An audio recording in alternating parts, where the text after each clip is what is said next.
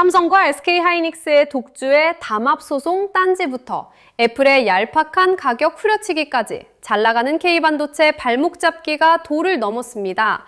호황기마다 반복되는 경쟁자들의 치졸한 견제 속에서 우리 증시의 진짜 흐름을 짚어드립니다. 개미들 피눈물 흘리기 전에 당장 확인하시죠. 경제. 자, 경제 공부합니다. 지금부터. 네. 우리의 주식 선생님 박근영 IBK 부장님 박수로 모시겠습니다. 네. 네, 안녕하세요. 박근영입니다. 네, 안녕하세요. 일단은 주식 얘기부터 좀 하고 부동산 오늘 좀 세게 가야 될 것 같아서 네. 분위기가 좀 심상치 않은데요. 주식 지금 어떻게 되고 있습니까? 오늘 아침에 좀 안 좋은 거 보고 들어왔거든요. 네, 오늘도 반도체 제조업체 하이닉스와 삼성전자는 오전 중에 좀 안 좋았어요. 네. 예, 그렇긴 하지만 코스닥이 너무 많이 빠졌다고 지난번 방송에도 드렸었는데 네네. 워낙 많이 빠져서 이제 순환매가 좀 돌면서 오늘은 코스닥이 8% 넘게 와. 급등을 보여줬습니다. 와. 그동안 오르지 못했던 바이오라든지 네. 2차 전지라든지 제가 소비주도 좀 이야기를 드렸잖아요. 네. 뭐 최근에 뭐 백화점. 그렇죠. 뭐 동탄 쪽의 지역이 어떻고 말씀드린 적이 있는데 그 외에도 화장품이나 미용기기 등도 급등이 나왔고 그래서 소비주라든지 지약바이오 헬스케어, 2차 전지 이쪽 중심으로 코스닥 쪽이 이제 상대적으로 많이 올랐죠. 네. 그러니까 이제 집중 쏠림 현상이 좀 완화되니까 이제 올라가는 종목 수도 좀 많아지고 반도체가 좀 쉬니까 이제 다른 쪽이 좀 돈이 도는 그런 모습을 보이기도 좀 했습니다. 네, 오늘 네. 반도체가 좀 많이 떨어졌더라고요. 네. 아, 뭐예요? 끝난 거예요, 이제 벌써? 아, 그런 건 아닌 것 같습니다. 그 지난번 금요일 날 방송 때에 네. 오픈 AI가 그 관련된 IPO를 좀 늦출 가능성 말씀을 한번 드렸잖아요. 네. 예, 그 부분들이 이제 오늘 조금 더 부각이 됐는데 자, 그러면 4번 하나 좀 띄워 주시면요. 간단하게만 좀 말씀드릴게요. 4번. 이게 뭐냐면 네. 오픈 AI가 각각의 연결고리를 가지고 있는 회사들이에요. 그러니까 저렇게 이제 보통 빅테크들이 물고 물리면서 막 이렇게 돼 있거든요. 네. 근데 이게 이제 전체적으로 계약을 하면 어떤 계약을 하면 돈을 주고 어떻게 뭐 매출도 이루고 이렇게 돼야 되잖아요. 일부분 그렇지만 이렇게 글로벌 빅테크들하고 지분 출자로 막 엮여 있어요. 예를 들면 뭐 예를 들어서 내가 어떤 걸 서비스를 이용하면 돈을 줘야 되는데 돈으로 안 받고 그쪽에 지분을 받는다든지 네네. 그런 식으로 엮여 있다 보니까 오픈 AI가 이제 IPO를 늦게 하고 좀 뒤로 미룬다 이렇게 이야기 나오니까 이거 투자가 그냥 다 같이 밀리는 거 아니야? 이런 고민을 할 수밖에 없죠. 도미노식으로 이제 순환 출자에 대한 어려움들이 있는 거고요. 2번 화면을 좀 띄워주시면 자, 그러다 보니까 최근에 하이퍼 스케일들 소위 말하는 뭐 메타나 아마존, 알파벳 이런 회사들이 현금이 계속 떨어지고 있어요. 네. 보시면은 쭉쭉쭉 떨어진 게 보이시잖아요. 그러니까 AI로 실제로 돈 버는 회사들이에요? 그게 하이퍼 스케일러 해가지고 예. 뭐 크라우드 서비스를 한다든지 이런 어. 회사들인데 돈이 많았던 회사들이 점점 이제 돈들이 막 고갈되고 있는 모습이 돈이 말라가고 있어요? 조금 보이잖아요. 네. 일부 회사는 지금 마이너스권도 들어가고. 어이씨, 뭐야? 예, 그렇죠. 그러니까 이제 이것 때문에 오픈 AI도 뭔가 좀 불안해지면서 IPO도 연기를 한다 그러고 그리고 또 하이퍼 스케일러들도 현금 흐름이 말라가니까 좀 어려워지는 거 아니라는 우려가 사실 있긴 합니다. 네.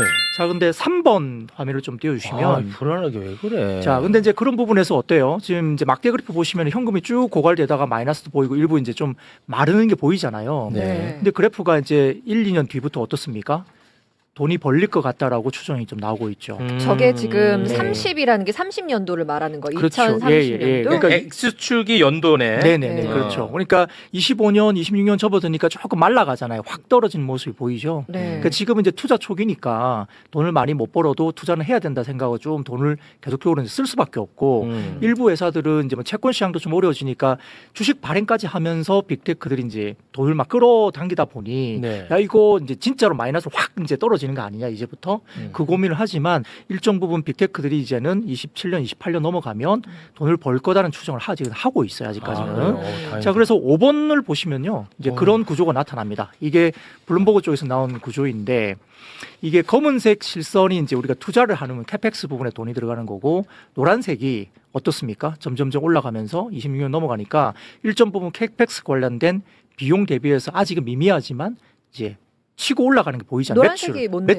매출. 예. 그러니까 투자 대비해서 매출이 좀 이제는 아직은 미미하긴 하지만 매출이 올라올 거다라고 AI 추정하는 거죠. 매출? 그렇죠. 그러니까 투자를 한 거에 대한 매출이 나와야 되는 거잖아요. 네네. 그래서 이제 투자가 검은색 실선이 보이는데 살짝 역전됐다가 조금 미미하지만 이제는 이제 그와 관련된 매출이 이제는 조금 역전되면서 올라올 거다. 그러면 이제 다행이네. 28, 29, 30년 넘어가면 아까처럼 이제 치솟을 가능성은 아, 예. 아직까지는 그렇게 추정을 하고 있다. 아우 다행이네. 네. 근데 이제 이거는 이제 현재로서는 포캐스팅 이제 예측이니까 예측이죠. 좀 더 이제 계속적으로 지켜봐야 될 부분은 분명히 있습니다. 예. 뭐 계속 다행이다 하시는 거예요. 아니 다행이어야만 해. 안 그러면 큰일 나. 큰일 나. 근데 이제 지난주에 뭐 마이크론 그 마진율 85%못 믿으셨잖아요. 85%. 예, 그거 맞아요. 그거 대박 터진 예. 거잖아. 예, 그래서 이제 2월 25일 날 며칠 전에 삼성전자, 하이닉스, 마이크론 대상으로 담합 이슈로 미국 연방 정부에 또 누가 소송을 걸었어요. 얘네들 담합해서 이제 가격 물량을 올린다? 안 늘리고 아. 가격을 올리는 세 개 회사가 삼성, 하이닉스, 마이크론이 담합했다라고 이제 소송을 건 게 이제 있는데 네. 그게 오늘 오후에 나오긴 했거든요. 아. 근데 이제 뭐 그거 제대로 이제 소송 관련된 건이 진행되려면 몇 년이 걸립니다. 그리고 과거에도 그런 적이 있었고요. 돈을 좀 벌기 시작하면 그런 식으로 많이 담합 이슈로 이야기를 했는데 네. 어떨 때는 그게 이제 의미 없이 이제 그냥 끝난 경우도 있고 네. 어떨 때는 일부 이제 담합 이슈가 조금 제기된 것도 있어서 네. 몇 년 동안 이 부분을 좀 지켜봐야 되지만 아무튼 이제 좀 불편해지는 거죠. 어떤 누군가는 애플도 지금 막 그랬다가 마이크론한테 한번 먹었잖아요. 그렇습니다. 야, 니네가 우리 힘들 때 물건 다 가져가지고 싼 가격에 다 가져가서 니네가 걔네들도 90% 수익 낸 적이 있거든요. 그러니까 그때 니네가 좀 잘 도와줬다면 우리가 지금 캐파를 많이 늘렸을 텐데 그렇지. 우리 힘들 때 니네가 짜내가지고 맞아. 마이크론도 우리가 그때 그래서 캐파를 많이 못 늘렸으니까 음. 지금 비싸진 거다. 공급을 제대로 못하니까 음. 이제 그러니까 서로 이제 공방은 있는데 뭐 네. 그런 과정에서 아직은 좀 지켜봐야 되지만 뭐 비관론이 막 팽배하거나 그런 건 아닌 것 같아요. 그 애플이 이제 반도체값 비싸다고 이제 징징거렸는데 네.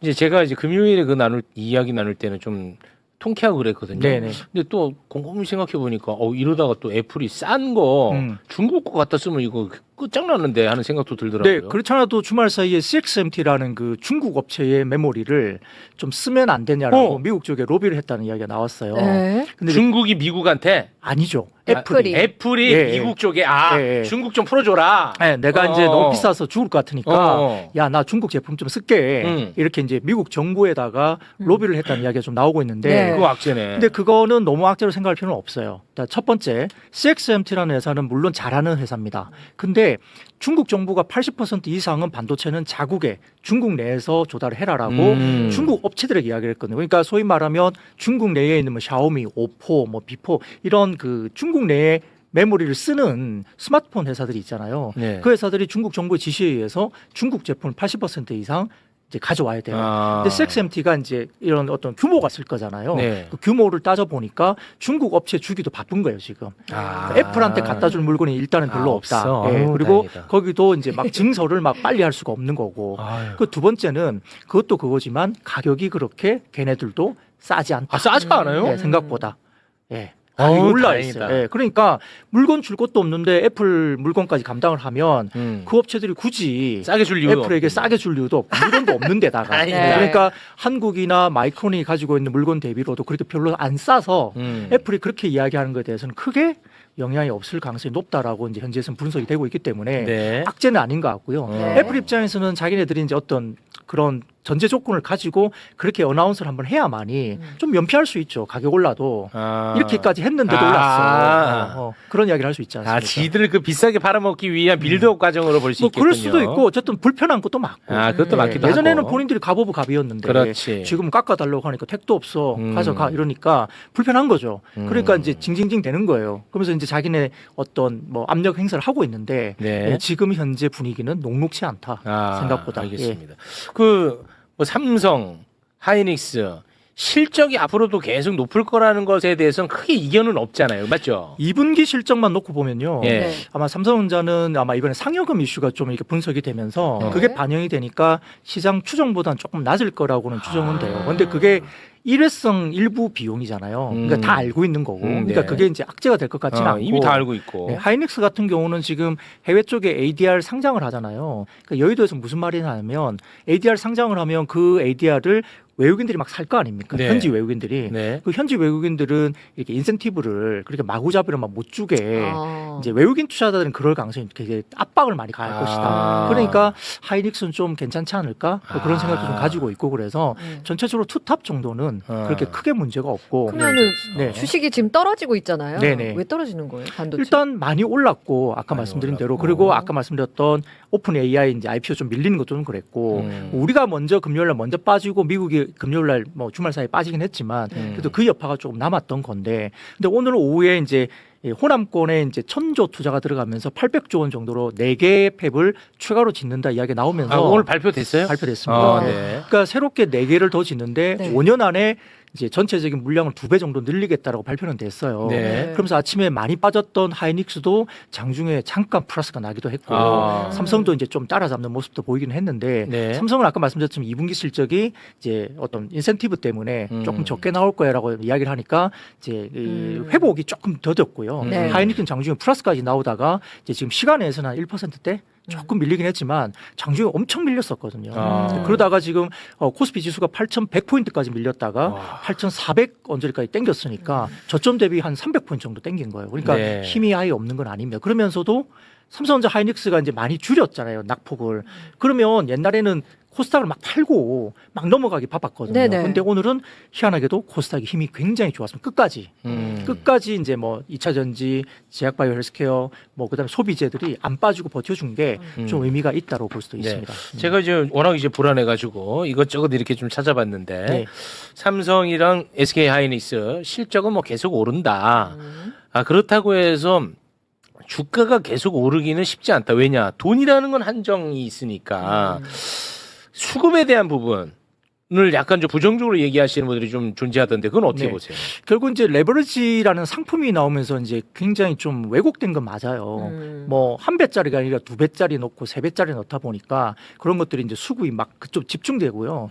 예를 들어 하이닉스가 뭐 200 얼마 300만 원 정도 가고 삼성전자가 뭐 한 3, 40만 원 정도 가니까 이 사기가 되게 껄끄러웠잖아요. 네. 내가 뭐 예를 들어서 두 분도 주식 500만 원짜리 사라 그러면 내가 내 돈 갖고 한 주 두 주밖에 못 사는데 네. 어렵지. 그건 좀 부담스럽고 어. 만 원짜리 뭐 2만 원짜리 이런 게 보이잖아요. 네네. 그 좀 이렇게 진입하기가 좀 장벽이 아. 심리적인 진입이 좀 어려웠죠. 네. 근데 이제 레버리지 ETF라고 있으니까 ETF는 10,000원, 20,000원이면 이 주식에 내가 투자를 할 수 있는 거거든요. 네. 그러니까 그런 쪽으로 막 쏠리기 시작하는 거예요. 그러니까 그런 것들도 사람들이 이제 학습 효과를 따라서 좀 빠지면 올라간 게 하이닉스, 삼성전자가 계속 가고 빠졌으면 그게 가고 빠지면 그게 가고 학습 효과가 최근에 되다 보니까 어떻게든 빠지면 그걸 또 막 집중적으로 더 사게 되는 그런 쏠림이 계속 되다 보니 조금 힘들었는데 네. 여전히 수급도 반도체 투자하는 수급은 여전히 집중되고는 있습니다. 그게 6번 자료 좀 띄워주시면 6번 자료. 그 이야기가 나옵니다. 네. 저렇게 수급이 반도체 삼성전자 하이닉스 레버리지 주간 유입 구간인데요. 지난주 더 올라갔죠. 돈들이 계속 들어오잖아요. 마이너스권이 아니잖아요. 네. 그러니까 이렇게 좀 빠지니까 돈이 더 들어오더라. 네. 그러니까 아직까지는 삼성전자 하이닉스에 대한 ETF 주간 그 자금의 유입은 뭐 집중은 아직은 좀 되고 있다고 볼 수는 있습니다. 걱정 안 해도 된다 일단은. 수급은 일단 아직까지 좀 들어오고 있는 편입니다. 알겠습니다. 요즘 파란 주식창 열어보기 두려우시죠? 그 잘 나가던 반도체마저 출렁이니 내 돈 다 물리는 거 아니야? 억장이 무너지실 겁니다. 하지만 여러분, 거대한 숲을 가꾸는 초기엔 을의 물과 거름이 많이 드는 법입니다. 2026년을 기점으로 매출이 뛴다는 명확한 시그널이 있고 무엇보다 큰 손들의 뭉칫돈은 굳건히 반도체를 향하고 있습니다. 지금의 하락은 끝이 아니라 더 큰 도약을 위한 숨고르기일지 모릅니다. 꽉 붙들고 계십시오.